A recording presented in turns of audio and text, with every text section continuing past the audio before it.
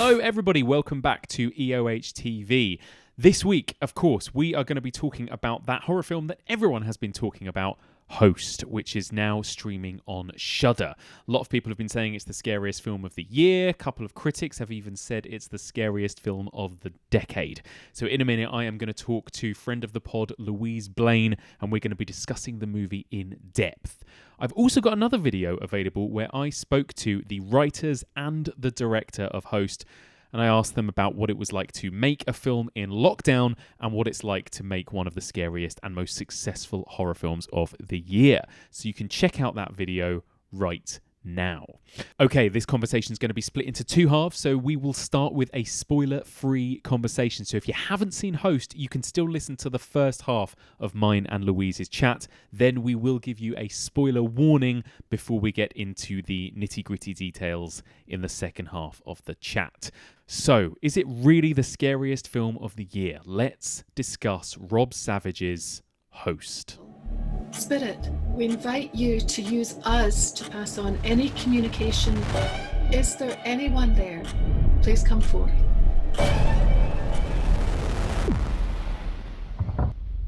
What was that? Amy, was that you? I heard it. I heard something. I think there's something here. Do you see that? Louise Blain, hello. Mike, how are you? I'm all right. It's so good to see your lovely face. It's lovely to see your face, like your actual face. Although you look like you've been out in the sun, Mike. What have you been doing? I've been working very from healthy. home, Louise. I've been working from home. But yeah, no, it's been a very hot couple of weeks, hasn't it? It's been, well, you're in Scotland. Has it been Not as in hot in Scotland. Scotland? No, you've been getting like 36 degrees, and it's like, if we're lucky, if we reach 23 or 24, and then it just pours. Absolutely pours. It's like, look, it's hot, and now it's going to rain for you guys. It's going to rain. But I do say that, but right now it's dry and bright and probably about 15. That's good. And Yes. to be honest, it's 36 degrees in London. It's not ideal, to be honest. No, it's no, not that would. great. I think that might kill me. Actually, Mike. I think that might actually. I think that might just wipe me out. Your hair also looks absolutely amazing, by the way. I love See, this. this is what happens when you say after lockdown, after 4 months. This is what happens when you say to your new hairdresser, "I never see my highlights." She's making them a bit more visible. She's like, "Do you know, why don't we just go vibrant?" I was just like, "Sure, do whatever you need." And now it just looks like I've got iron brew growing out of my head. So it might be a limited edition. It might make it to Fright Fest. I don't know. We'll see how it goes. Please, We'll I see love how it. it I goes, but absolutely love it. So, we've all been talking across the summer about the biggest problem for all of us horror fans on lockdown is that there's just not been enough good new movies to watch, particularly good new horror films. Right? It's been a nightmare. Yeah, it's been really quiet. It's been quiet. So all of a sudden, along comes this film that suddenly the entire horror community, everyone who is interested in horror, is absolutely shouting to the rooftops about. Had you kind of heard the buzz about Host before you checked it out? Do you know what? I hadn't really. I'd actually been having a conversation with a friend about what post-pandemic horror would look like. Yes. And I'd said it's going to be found footage. It has to be found footage because that tends to be the pattern of it. And it was literally last week that we had the chat. And then I saw Anna from the Final Girls tweeting about it on Thursday morning. And I was like, well, that's my evening. So I watched it on Thursday night. And I love Host so much that I actually stopped it to tweet.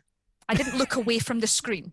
I literally was like, I'm scared right now. I'm really wound up. I've got this feeling in my chest and I have to pause it to then go to Twitter to tell other people to watch it and then turn over my phone and go back to it. That's how it is. 56 minutes of joy. It really is, isn't it? And I knew you would love it, Louise, as well. Like I texted you, I was like, have you seen this yet? Because it felt very much like your bag as well. Your kind of horror, right? It's that perfect kind of supernatural, demonic, found footage. A really interesting cast. And I think we'll probably go into it a little bit later, but the thing that's so successful about it is we aren't just experiencing these characters to look at. We are these characters right now. We are all of them, and they are just a screen mirror to us. We just get it. We just get it so much. We get the jokes about farting to hide a cough because you don't want to cough. Yes. We hear the jokes about talking to your dad and being angry at your dad because your dad's going out, and it's all these tiny and moments. Shaking hands like this as well with the elbow. Also, shaking hands in the middle of a life or death situation like this. I mean, that was just like social distancing gone to the extreme. But yes, we are just them. It is. It's really wonderful, actually, isn't it? And it's always going to be. I wonder how it will age post the pandemic, because it's so much a film of now. But I think also, regardless of all that stuff, it is also just a really classic ghost story that's really scary, right? It's a classic ghost story in the way that obviously the setup. We're doing non-spoilers first, right? We'll do non-spoilers first. We'll do non-spoilers first. So the entire concept of, well, you get a bit bored on Zoom and you're sick of having repeated quizzes. So of course, what you're going to do on a Friday night, you're going to get some tequila. In fact, I have tequila, Mike. I love it. In celebration of happy spookies, I'm going to have tequila. But the fact, you get a bit bored and then you decide to get a medium. And then in the first 15 minutes, we understood that was exactly what was happening. Yeah. They were bored and getting involved in something new. And it went so wrong. And we already knew them so well by that point.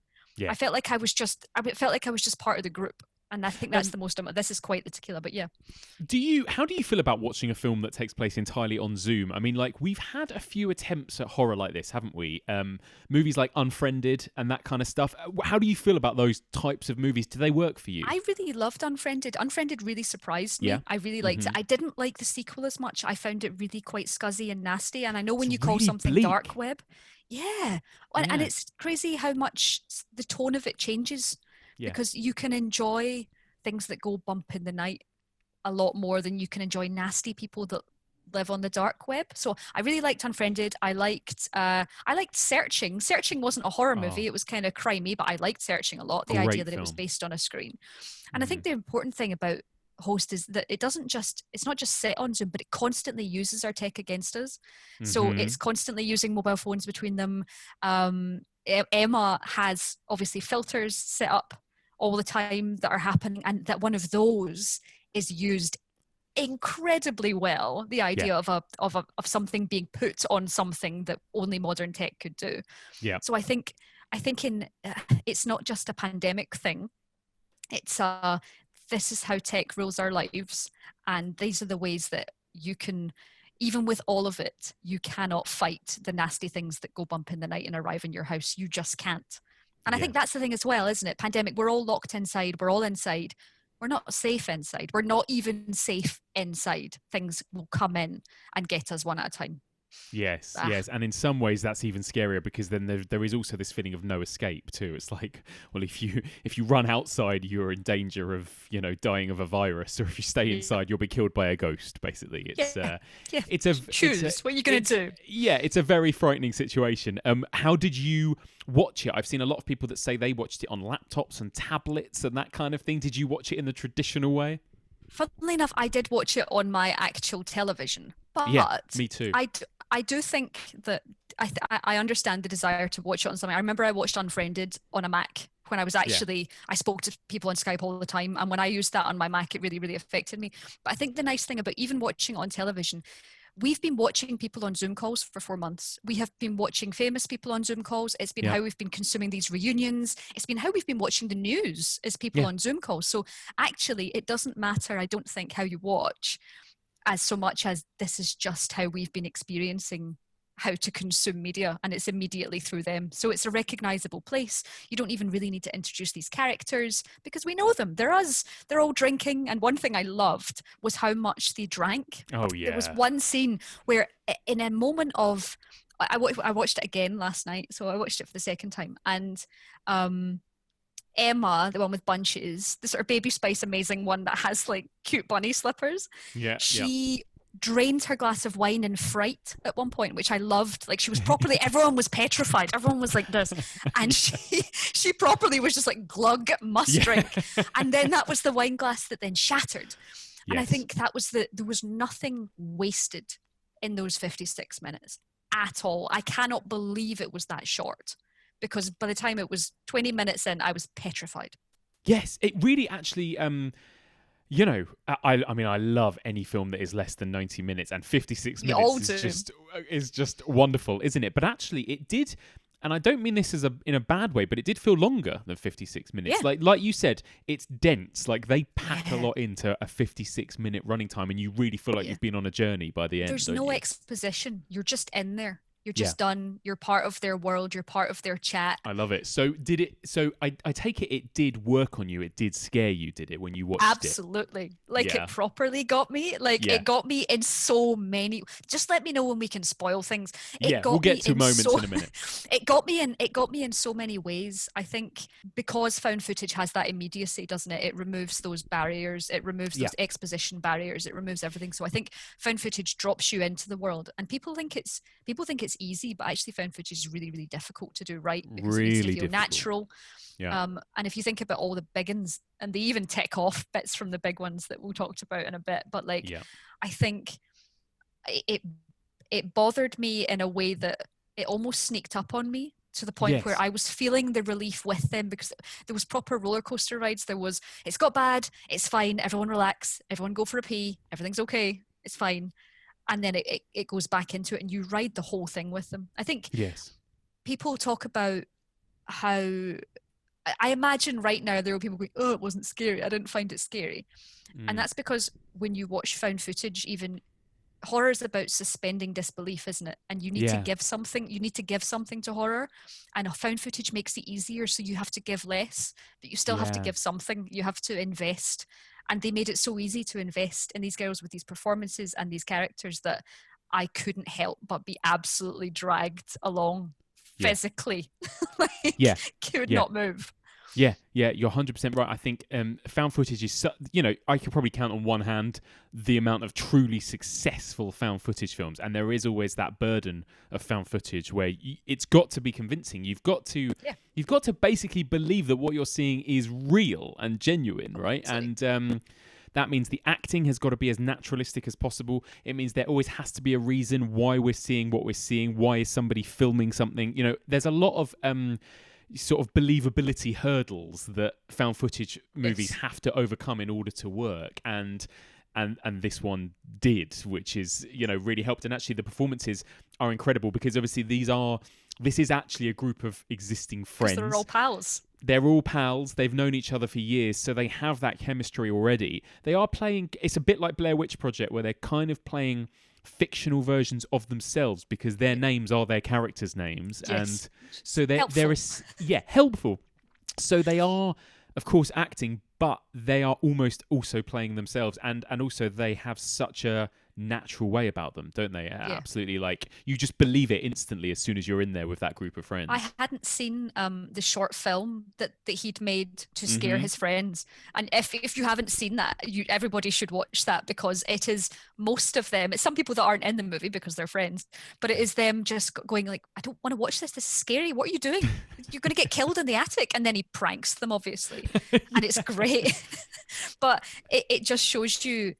And even watching that, you again feel the tension, because now they're real, and only if one of them's fake, the rest of them are real, and the rest of them are reacting to that, which is also, there's just so many ways that people can act scared. Like, I love the fact that Gemma, especially, she put her hood up at one point, just like, oh my God, I'm so scared, I need to put my hood up. And it's watching all these, I think that was one thing that really got me, like the fact these eyes are ours. They all have bags under them. We've been locked down. They're not wearing makeup. They're sitting there. They've been in all week, as everyone has. And they are scared. And it's not a spoiler to say, they've been talking about it as well. Like, it gets pretty snotty. It does. There's quite a lot of snot, Mike. Very Blair Witch. Exactly. I don't think really you can get good found footage unless there's quite a lot of snot on people's faces. I was very, very impressed. The mucus levels were spot on. It's so true. It's so true. That is all part of it, though, isn't it? Again, it's all part of that authenticity that it needs to have.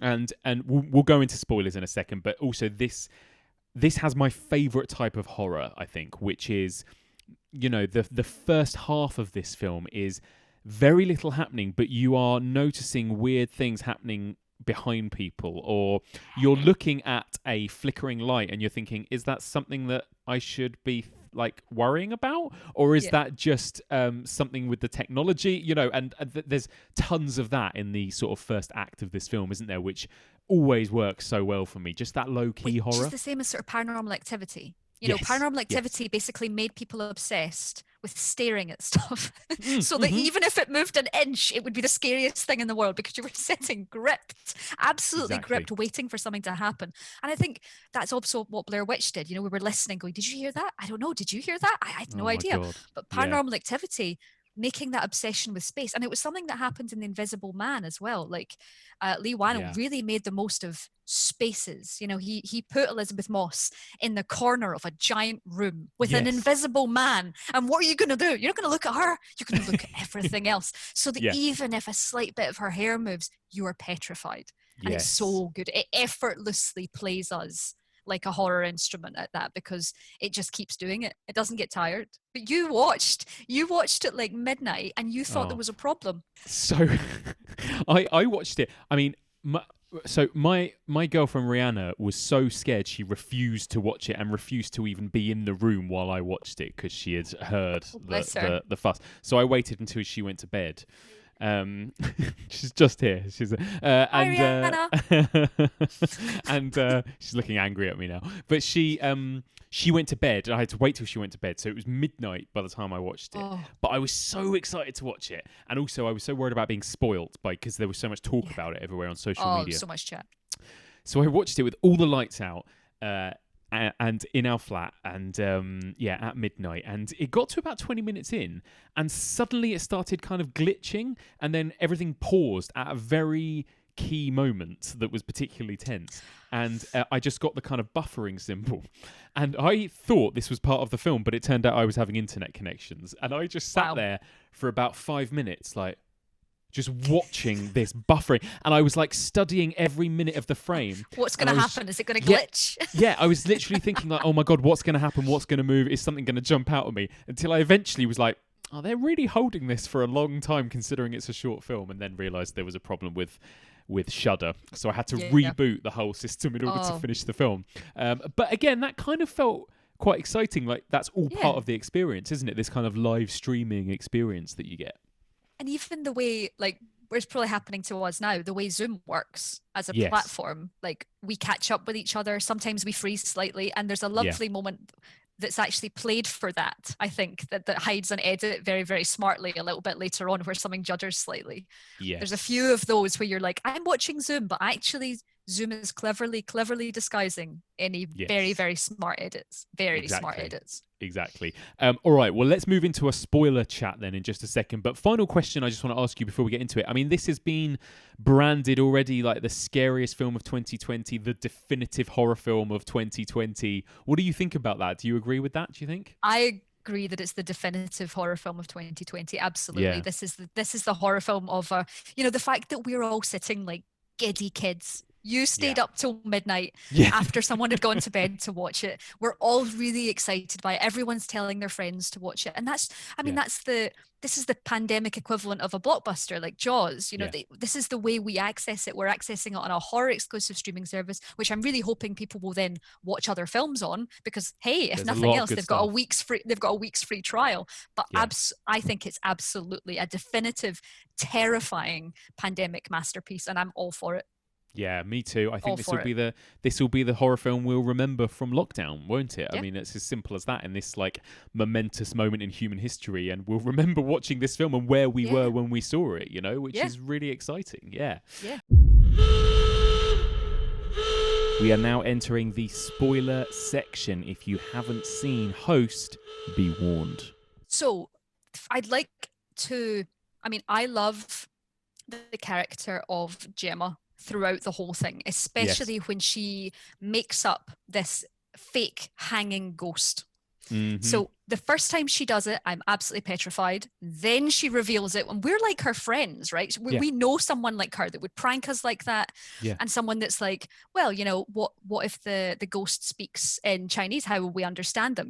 That person that's pushing those buttons, that the kind of British sort of awkwardness that there's always going to be other people going, please don't do that, please don't do that, please don't do that. Please stop. So the entire idea of her character creating this terrifying idea of she's created a mask for a horrible spirit to wear.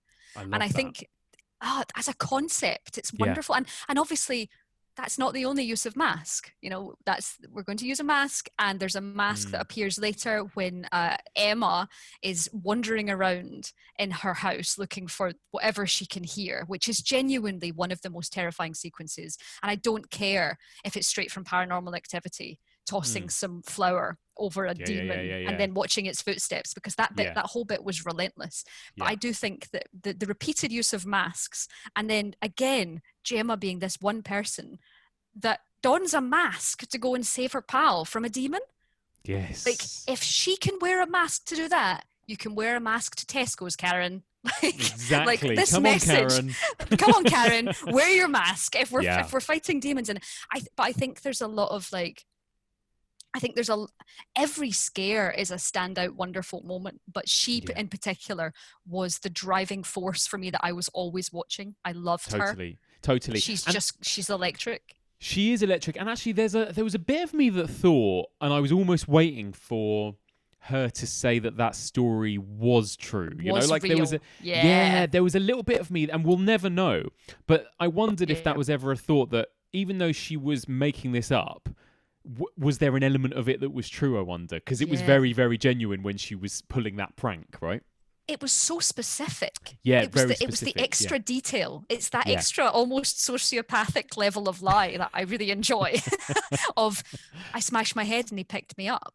Like, that was a really humanizing point to creating a demon, which obviously, I think as well, like, it's a very, very simple setup, like our favorite horror movies, is it has the idea of, well, you messed with the spirits, you've done something wrong, and now they're going to come and get you. Yes. And I think especially in that way, is it Ceylan? Her name is the medium coming on. I love her sort of reassuring presence. It's just fine, maybe you can just cut the rope and it'll all be fine. And it reminded me of that bit in Paranormal Activity where the exorcist arrives and then goes, no, I need to leave. No, I think you've done so much. I just need to leave now. You've really bothered it. I'm off now. And I love that idea of, no, you're on your own, girls. Like, the medium's no longer even on the phone. You're done. The medium was a really fantastic character, actually, because she was this very kind of reassuring presence. And that moment, and we don't quite know what happened, but what happens that moment where her camera cuts out and something falls? What was it? Did you even know? Because I haven't watched it a second time, and I don't know what it was that happened there, what it was that fell. And I watched it again. So it was something on top of her filing cabinet fell. Yeah. But she just said it was her internet went. But was it though? It's weird. Yeah, that's weird, isn't it? Her house was really scary too. Like, in that bit where they were all just staring at her, at just the hall, and you're like, is that the shape of a figure? Like, why is it so stony? Like, why is it like this? And everyone is just fixated. And they're all leaning forwards, so they're just like, what is that? So good. And again, I really love that it didn't, at that moment, wallop us with a jump scare. Like, we were just looking at that woman's house and nothing happened. And I kind of love that, because I was just getting more and more kind of tense, waiting for something to happen. Yeah. And I love, like I mentioned earlier, that moment, because I noticed it, the weird green moving light in one of the houses. She brings into And then and it's about 10 minutes past before the medium says, I can see something there. And I was like, yes, they acknowledged it, because I had already noticed that. And that kind of stuff, I think, so good as well, that kind of clever little details going on in the background that then kind of get acknowledged later on, Yeah. There was another, I love the idea, even the arc that some of the characters go on, because Caroline is a proper scaredy cat. Like, she's scared to start with. Like, she's like, no, I'm scared. And the medium's like, don't worry, you're a bit nervous. That's fine. She's the one that goes into the fucking attic. She's the one that goes into the attic. And genuinely, when she was like, she has this sort of steely look on her face. And that's when she gets the idea to take the selfie stick up. And I have never seen anything. If it was in anything else, like, she goes into that drawer to find the selfie stick, and everyone's like looking intently. Could you imagine another film where someone is desperately looking for a selfie stick?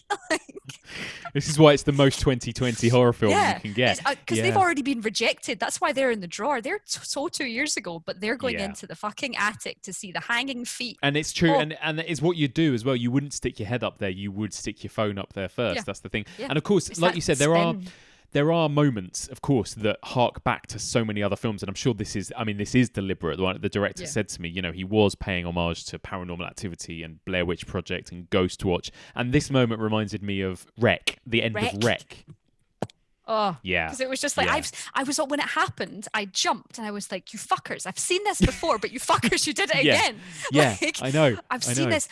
And it was almost like it took all the bits from the found footage, especially when she got dragged out of the room. That was very Paranormal Activity when she got dragged backwards out of the room. Also very Wreck, I suppose, dragged into the darkness. Yes. But like, it didn't matter. I felt like I was watching the ultimate terrifying highlights reel of all of the biggest individual scares, but they were all just hitting you one after the other. It wasn't a 1-2 punch. It was a barrage. We were on the floor just being like, I have been knocked out by all the scares that I thought I had already seen, and I haven't. Do you know a great trick that I hadn't seen pulled yet, because it's very Zoom specific, is the fake background with the girl walking up and down in her bedroom, and then the kind of face coming through. That was great as well. Like that kind of stuff, how they utilized the technology in that way as well. That was a really clever thing. Yeah. Yeah. And everyone knows that. Everyone knows that one person that does that put themselves in their background, and everyone falls for it. Even though that we've been like them and we've seen it, and she's going, oh, but that's her background, isn't it? And we all go, oh shit, yeah, it is. Oh shit, oh, no. what's really happening there? That's my absolute. One of my favorite things, and we'll get on to Teddy in a minute. But one of my favorite things is seeing all of the gallery view. Yes. Once it's just one left, so you've got the empty room with the blood spatter on it. That's Redina. You've got that. What did you have? And you have her constantly brushing her hair. Yes, it's so good. It's all of these little. It's like this little tableau of you've seen all the terrifying things in these boxes. Like it reminds you of like a possessed, horrific comic book. Yeah, it just looks like comic book panels, and you know what misery has happened in all of them, and then they all gradually disappear. And that's the most incredible way to go. And they're gone. And they're gone, and they go away with a little picture. It's almost like a little obituary picture, and then they disappear. Yeah, and that's exactly what it's like. Yeah, it's quite powerful. But it's powerful in the way that it's still using the tech we've been using for months. Yeah, effortlessly. Yeah, exactly. The tech that we've all come to loathe over the last few months because of using it so much. Let me ask you about Teddy. What do you think of him? He's an interesting character, isn't he? Kind of pops up at the beginning, pops up again at the end, although gets a great little set piece at the end. His the use of the clown I found very interesting, because I think previously on when I watched horror, I would have thought, oh God, the clown's possessed. But I was actually like, oh God, he's pranking them and he doesn't know what he's come into. And the shot of Emma, which you can just see her eye. I love the fact that you can just see her eye through this blanket. It's a very, very clever shot, actually. Yes. It's also very Blair Witch, just this idea of seeing this scared eye. Very. The fact that he's come into it like, oh, I'm a bit drunk, I've eaten a lot of like Chinese food or whatever it was he'd done. And he just arrived to die. Yes. But also, it was the fact that while we'd seen the rest of them sort of speed up gradually, he went from 0 to 60 to death. Yeah. Like, he didn't have any of the seance preamble. He was just watching a horrific demony thing, and then someone break his girlfriend's neck over a swimming pool. Yeah. It's you frozen. That's quite frightening. Hang on. Is my Zoom frozen? Like, for real? Yes. Oh, you're back. Oh, apparently my internet connection is unstable. We're clearly being haunted. There's ghosts in the system. But yeah, we're fine now. We're fine. Okay, that's fine. Okay, I'm sorry I froze. We're all good.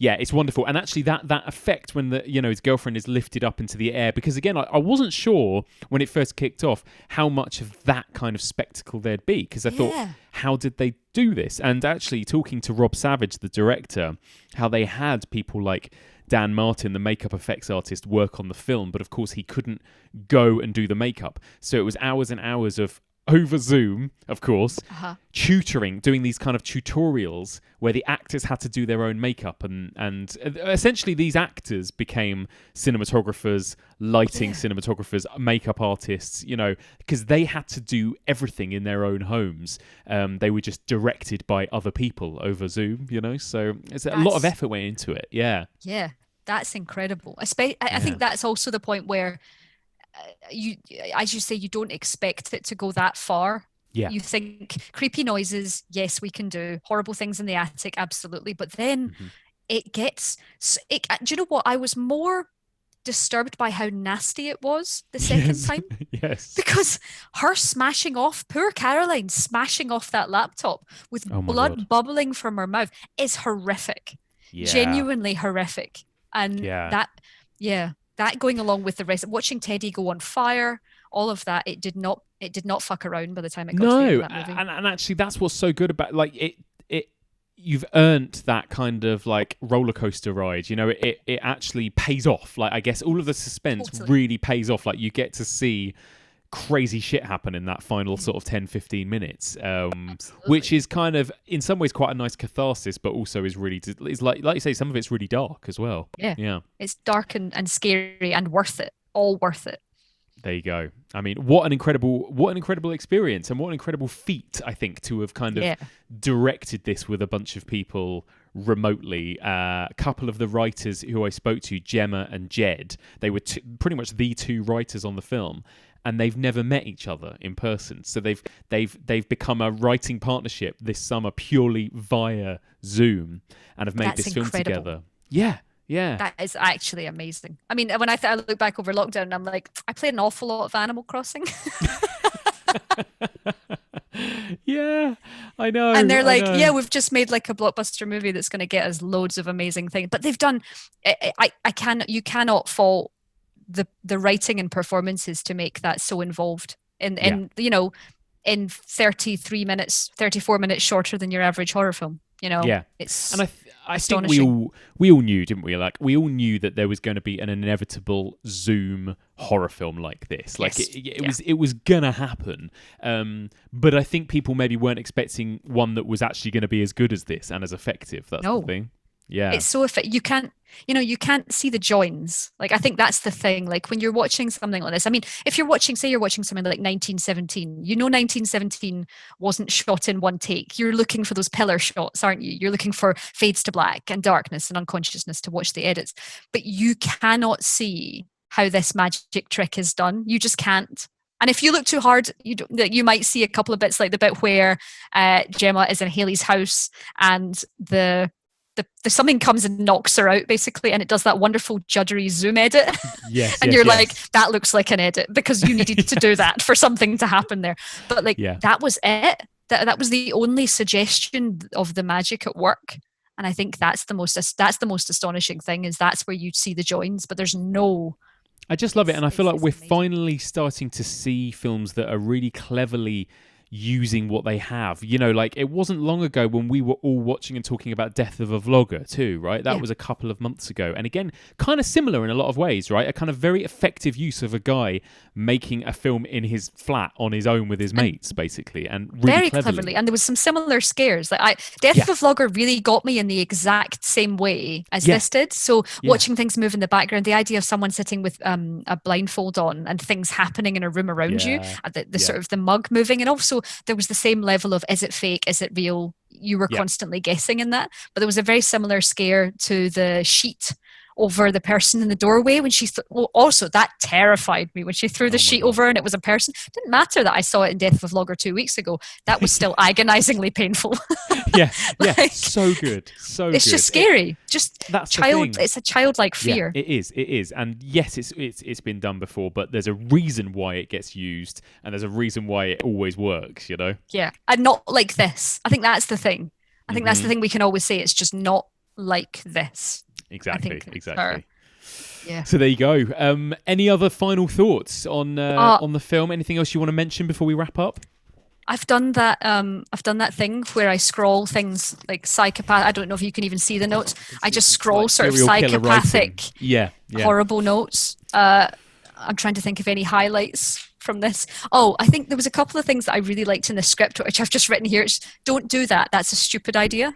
And I love it when people in horror films say things like, don't do that. That is so daft. If you do that, you will die. If you do this, I'll haunt you myself. And then everyone does it anyway. I think that's one of my favorite things. Yes. Do you know what? I think we have covered all of the horrible scrolls that I've put in this. I think we have. The only other thing, and we kind of touched upon it already, is that I do really like the sense of character that you get, and you don't find out much about them, but you straight away get that there's a kind of tension between Gemma and the other girl, and like there are certain like dynamics between them all that it doesn't necessarily need explaining, where you just kind of know, that there's like people that find certain people annoying, or people that have maybe been friends with each other for longer than others, etc. Yeah, those relationships, and talking about the way they were talking about Teddy's girlfriend. I loved that at the start. Yes. They were like, "Oh, she's awful," and then she appears and they're like, "Hi, Jenny," Hi. and it's like you're so two-faced. But I think about the change in relationship when Haley and Gemma were screaming at each other, and then Haley gets yanked across. Gemma's the first person to go, "Babe, are you okay? Are you okay?" Because obviously they have this relationship, but she doesn't want anything awful to happen to her, and she goes to her. Oh, exactly. Mike, we've not talked about the final scare. Yes, what is? I can't even remember what the final scare is now. The counting down of the Zoom meeting, because everyone knows that the Zoom meeting is on a timer. So watching that, I was obsessively watching that top left corner of the screen, which currently says recording, which is quite disturbing now. But literally just watching that go down, there's only going to be 20 seconds of this movie left, and we're walking into the dark, and we've got a Polaroid camera with a flash, and we're back in Saw. Saw did this, and it's unbearable. And it didn't matter that I knew it was coming. And it also, I did a lot of play pause, because I wanted to see the thing coming out of the dark. That is a millisecond of a scare with a horrible noise.